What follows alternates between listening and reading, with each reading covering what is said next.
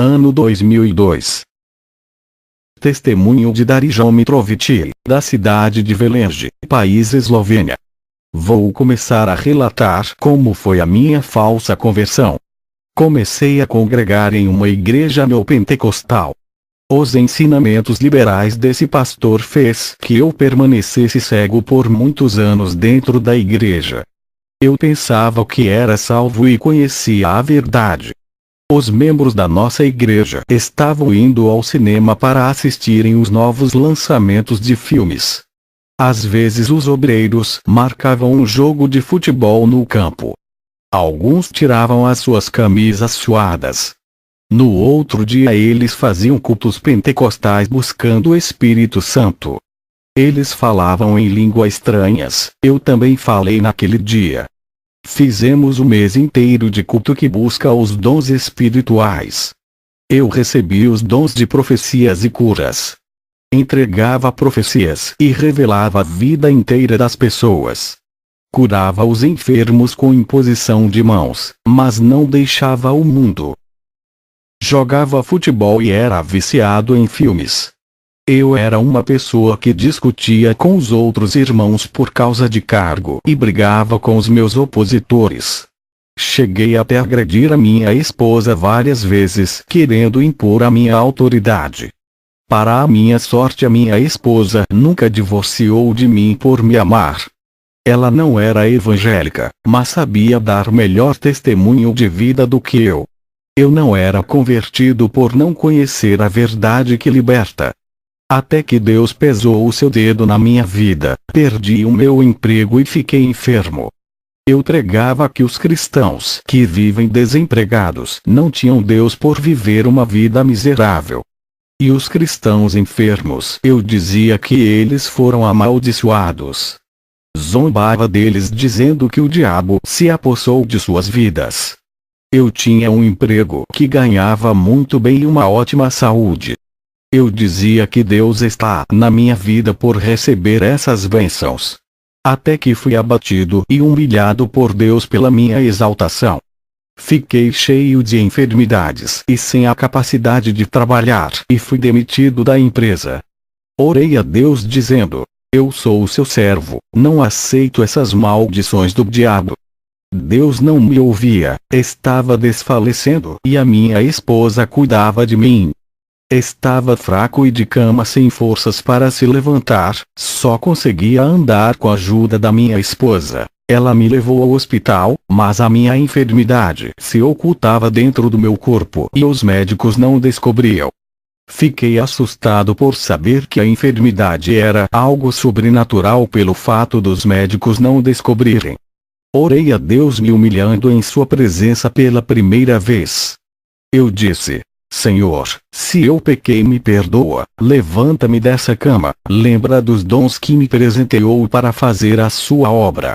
Jesus, com suas vestes alvas como a neve que reluzia uma cor branca, apareceu até a mim, se aproximando da minha cama.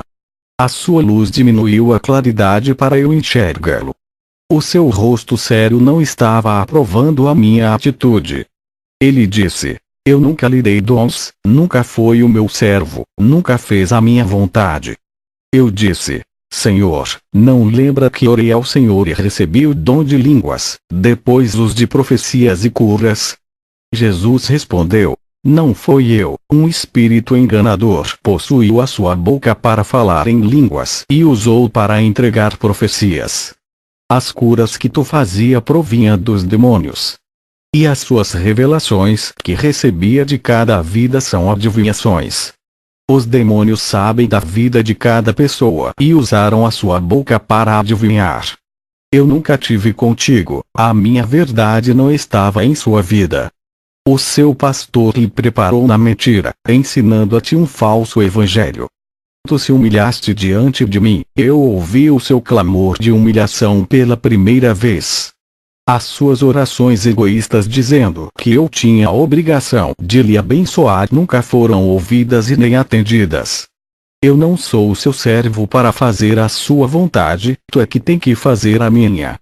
Quando eu ouvi essa repreensão, meu espírito em questão de segundos já estava ao lado de Jesus. Ele disse: irei mostrar em visão à igreja que vai operar grandes sinais na tribulação. Essa falsa igreja é a única que vai existir e reunirá todas as religiões do mundo inteiro para formar uma só.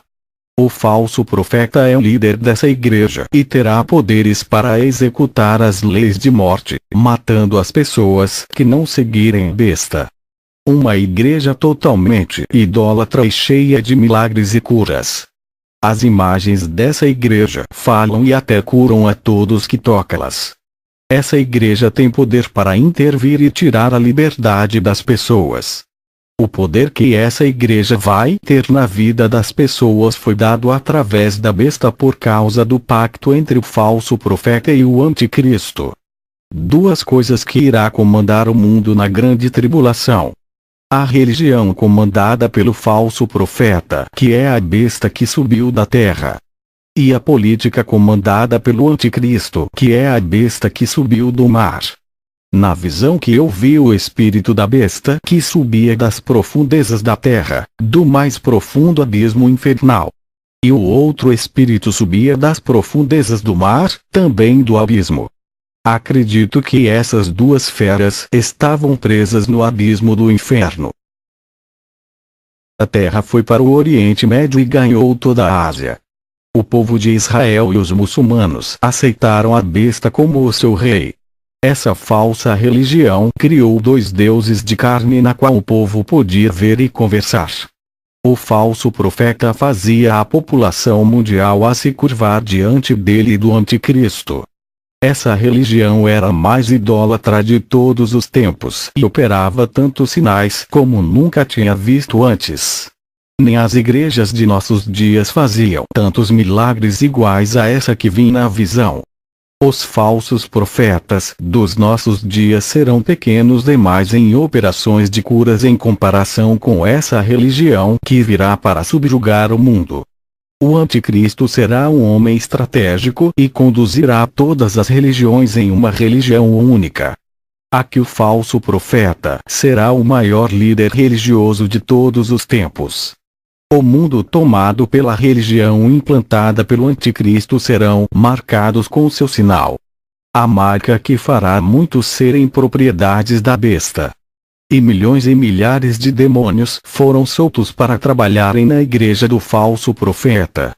Eu fiquei assustado ao ver vários cultos de sombras negras invadindo a terra. Todas as pessoas que frequentavam suas igrejas e não eram fiéis a Deus. As suas congregações continuaram alerta com o mesmo nome da denominação fundada pelo seu pastor.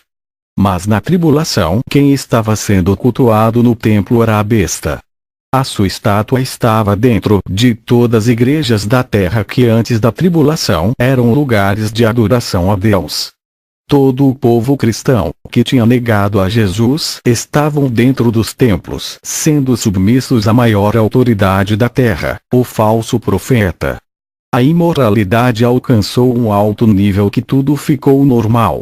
As vidas espirituais das pessoas foram envenenadas pelo sistema religioso da besta. As pessoas estavam mortas espiritualmente através do ensinamento, adoração e idolatria dos dogmas da besta. O Espírito Santo já não opera na vida das pessoas por causa da podridão do pecado. A submissão do povo ao ensinamento anticristão fez o Espírito Santo se apartar deles. O Espírito Santo estava com aqueles que tinham o selo e permaneceram escondidos dos perseguidores. A falsa igreja causou morte espiritual de quase toda a população mundial. Não tinha mais igrejas evangélicas para adorar a Jesus. Os templos estavam invadidos pelas imagens da besta. Os verdadeiros adoradores estavam adorando a Jesus em lugares secretos. E os grandes sinais, curas e aparições e línguas estranhas acontecendo nos templos dos adoradores da besta. Tudo isso acontecia sem a presença do Espírito Santo. Milhões de povos adorando, várias igrejas alertas, mas os escolhidos de Deus não estavam ali, porque Satanás usurpou o altar de adoração tomando os púlpitos dessas denominações, profanando com a sua imundícia. O povo de Deus perdeu a liberdade e pregavam a palavra de Deus escondidos. O que foi me revelado era o sistema religioso mundial que ainda vai reinar na Terra, onde nenhuma religião ficará de pé diante dessa gigantesca organização que esmagará o mundo e aniquilará todas as religiões da Terra. Jesus me disse: anote tudo o que viste e testemunhe na Terra. Ao ver essa visão, meu espírito desceu ao inferno. Cheguei a um lugar onde tem muitas crianças. Contemplei uma criança sendo chicoteada no inferno. O demônio, quando me viu, mostrou a vida daquela criança. Ela gritava com os pais quando era repreendida. Essa criança tinha um ataque de fúria e batia a sua cabeça na parede, chutando e socando seus pais. Um espírito maligno possuía aquela criança de 7 anos, permanecendo dentro dela até a sua morte. Observei o quanto essa sofria e apanhava dos demônios iguais aos adultos. Ali tem crianças de 5 aos 11 anos que estão sendo atormentadas. Elas gritam os nomes de seus pais para tirarem daquele lugar. O demônio que chicoteava aquelas crianças disse: eles eram inocentes até que a televisão e os games roubaram as suas inocências. Eu fiz elas se corromperem, deixando suas mentes maliciosas, e algumas delas praticaram atos sexuais precoce. Muitas pessoas me questionaram que Jesus pegou uma criança e falou que o reino do céu pertence a eles e para entrar tem que ser igual a elas. Quando Jesus pegou aquela criança, ele sabia da sua pureza. Jesus não pegaria uma criança impura para falar que é do reino dos céus. Iguais às crianças rebeldes que zombaram da careca do Eliseu e foram devoradas por um urso. Essas crianças que zombaram de Eliseu estão em prisões no inferno. Eu não sabia que eram elas. Percebi que suas almas são de um tempo muito antigo por causa de suas vestes. Apesar de ter crianças rebeldes no tempo dos profetas, eram poucas. Jesus conseguiu achar um grupo de crianças puras. Crianças no tempo de Jesus eram puras por sua inocência. Nos dias de hoje é quase impossível achar uma criança de 8 anos com pureza de alma. A tecnologia, meios de comunicação como filmes, novelas e seriados que introduz conteúdos malignos em suas mentes inocentes e corações puros. Jesus olha para as crianças de hoje com muita tristeza e jamais falaria que essas pertencem ao reino dos céus. Adão e Eva eram puros e inocentes vivendo no paraíso. Quando usaram os seus olhos para pecar, cobiçando o fruto proibido. O pecado dos olhos está quando a criança olha para a televisão. Essa criança começará a cobiçar o que os atores e atrizes fazem. Adão e Eva cobiçaram e pecaram. O seu destino foi a expulsão do paraíso. Quando medito nessa palavra e percebo que toda criança, embora nasça com a raiz do pecado que está morta dentro de si, dessas crianças são o reino dos céus. Quando começam a assistir televisão, toda a sua inocência é perdida igual a de Adão e Eva. A raiz do pecado que está dentro de si começa a se despertar por causa dessas coisas. Ela perde o direito da salvação igual a Adão e Eva, que perderam o direito de viverem no paraíso por ter perdido a inocência. Adão e Eva ficaram tão imorais que se esconderam da presença de Deus. Eles ficaram encomendados com a sua nudez. Foi o que aconteceu com aquelas crianças que vi no inferno. Elas amavam ver as nudezes eletrônicas, ficando maliciosas igual Adão e Eva. O diabo sempre desejou corromper as almas infantis. Quanto mais cedo fizer isso, maior será o número das crianças para o inferno. No tempo antigo era difícil uma criança ir para o inferno, o seu nível de pureza era santo. Nos dias de hoje, muitos filhos de cristãos estão descendo para o inferno. A causa dessas mortes são acidentes, doenças, suicídios e assassinatos. Escute a todos vocês que ouvem e esses testemunho, se amam o seu filho e não desejam que elas vão para o inferno, nunca deixe o seu filho assistir televisão, não compre videogame de jogos violentos e de terror. Ocupem os seus filhos com a obra de Jesus igual o profeta Samuel e outros que foram entregues para o serviço da casa de Deus. Você e a sua casa inteira tem que servir a Jesus, começando pelo exemplo dos pais. Também ali estão crianças no inferno por causa de brinquedos como bonecas e bonecos masculinos. A televisão foi a maior jogada do diabo, o maior instrumento de corrupção caseira.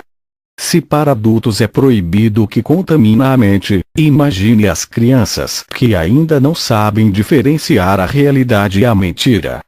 A televisão corrompe a todos, independente da idade. Ela é uma obra maligna. As crianças que estão no inferno que presenciei, idolatravam os seus brinquedos e morreram indo para aquele lugar. 1 Coríntios 6, 9, fala que os idólatras não herdarão o reino de Deus, independente da sua idade.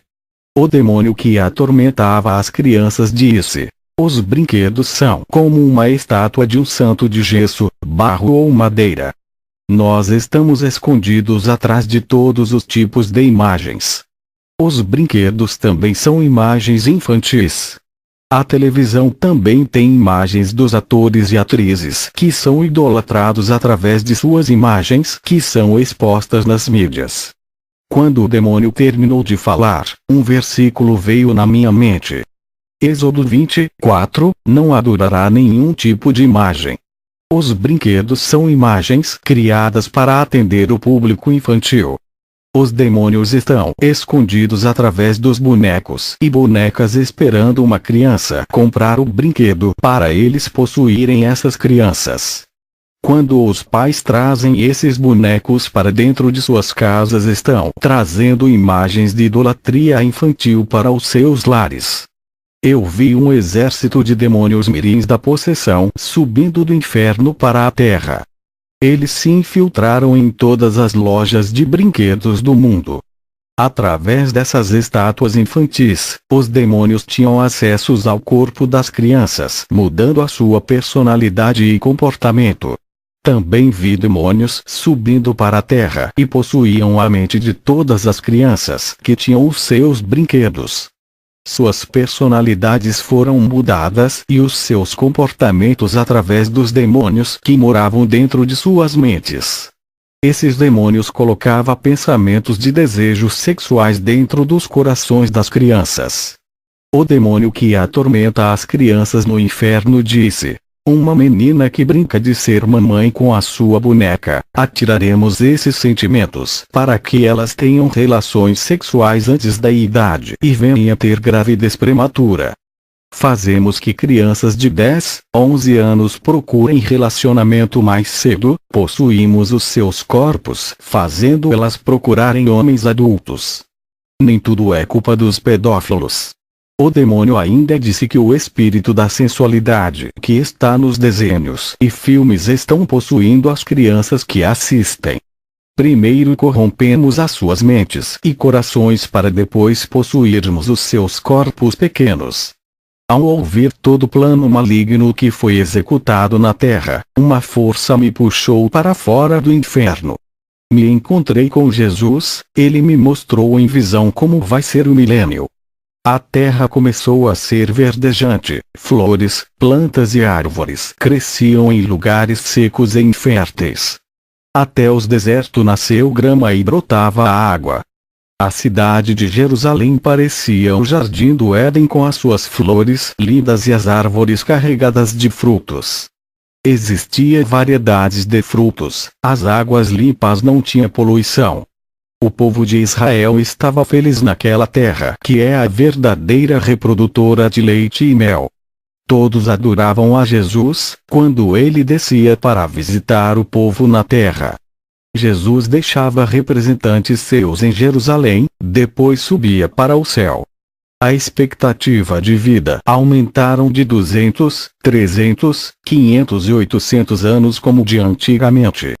As mortes eram naturais, pois o anjo da morte ainda não foi julgado. Apocalipse 20:14, vai ser quando a morte será aniquilada da terra e ninguém mais poderá morrer. No milênio haverá mortes e também novos nascimentos. A vida abundante estava em todo o planeta, os que morriam subiam ao céu. O índice de desenvolvimento de vida deles era tão alto que um homem de 200 anos gerava multidões de filhos para encher a terra. A população do povo de Israel foram quase destruídos, os infiéis morreram todos, apenas os remanescentes viviam naquele lugar. Uma mulher de 100 anos estava muito infértil e dela nascia muitos filhos para recompensar as mortes dos povos de Israel durante a tribulação. O deserto começou a produzir árvores e plantas que curam as doenças. Esse povo que estava ali ainda não tiveram os seus corpos transformados, porém ainda tinham suas naturezas pecaminosas, mas obedeciam a Jesus. Pessoas que não eram de Israel viajaram para Jerusalém, que é a sede do governo mundial. É de Israel que saem as leis para os 4 cantos do mundo. Israel passa a ser o país líder que comanda o mundo. Deus exalta a sua nação diante dos povos. As suas promessas de fazer Israel uma grande nação é cumprida.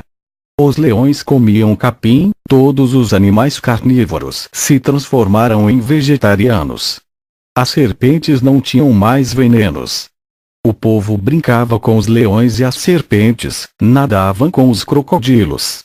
A natureza estava em harmonia, o clima não estava desorganizado e invertido igual aos dias de hoje. O que se planta, dava, e todos se alimentavam do fruto da terra. O dinheiro e a moeda criada pelo homem ambicioso, bancos e mercados que visam o financeiro foram destruídos. A terra dava tudo substituindo o mercado e os bancos. O ouro, jaspe de Deus substituíam o dinheiro de papel. Quando o povo chorava, logo se alegrava vendo Jesus descendo do céu até eles. Irmãos, o meu espírito andou pela Jerusalém milenar, é algo maravilhoso. Em cima da Jerusalém terrena, tinha uma cidade de ouro flutuante que estava em cima das nuvens. O povo de Israel via essa cidade, ela está no universo, bem em cima do nosso planeta. Estava longe de se considerar a altura do universo até a Terra.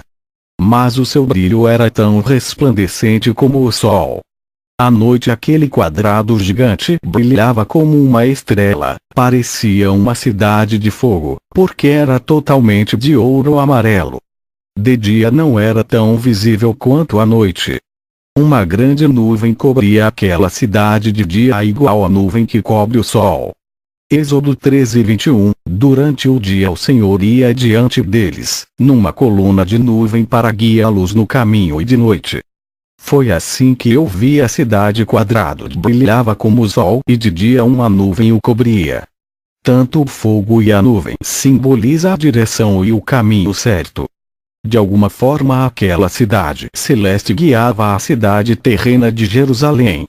O fogo e a nuvem era a presença de Deus que guiava o povo de Israel. A Jerusalém celeste bem em cima de Jerusalém terrena significa que a presença de Deus está olhando Israel lá de cima. A luz que saía da cidade de cima irradiava bênçãos, prosperidades e unção naquele povo. A igreja estava na cidade celeste junto com Jesus. Onde está o rei, convém estar a rainha, ele governará o mundo junto com ela. Quando alguém estava triste na Jerusalém terrena, Jesus descia e consolava. O povo dessa cidade via anjos, eles desciam e se manifestavam ao povo, até comiam frutas e vegetais depois saiam. As leis que foram impostas no mundo eram sobre a justiça, moral, santidade e o dever de cada pessoa. A tecnologia que nasceu do fruto da ciência do mal que contaminaram o mundo inteiro até as crianças não existia mais. Jesus comunicava com seu povo quando descia. A igreja estava na Jerusalém celeste junto com o Pai e o Espírito Santo. O Espírito Santo terminou a sua obra na terra. Ele foi o mediador do povo a Jesus. Quando ele ficou ausente da terra, queria dizer não ficou na terra. É claro que Jesus vinha visitar, mas como o Espírito Santo estava na terra, não era necessário ele ficar. Agora que Jesus se manifestou ao seu povo, o papel de mediador do Espírito Santo entre Jesus e o homem foi anulado. Agora que Jesus está tão perto deles sendo seu rei, dando sequência à descendência de Davi, ele é o último rei da descendência de Davi, o eterno rei que ficará com seu povo para sempre. Deus Pai não podia ser visto pelo povo de Israel, eles ainda eram mortais. A igreja não podia descer para Jerusalém terrena, o povo teve o seu corpo transformado e são santos. Eu tive o prazer de ter essa visão ao lado do meu mestre. E a Jerusalém está descendo bem devagar até a terra, ela só vai ficar na terra quando o nosso planeta for santificado, passando por uma transformação. Eu fui ensinado em uma igreja falsa que não podemos ser pobres e ter enfermidades. Eu aprendi que a nossa palavra tinha tanto poder que mesmo não sendo da vontade de Deus, era só determinar para as coisas acontecerem. O ensinamento da confissão positiva, sobre cura, saúde e prosperidade.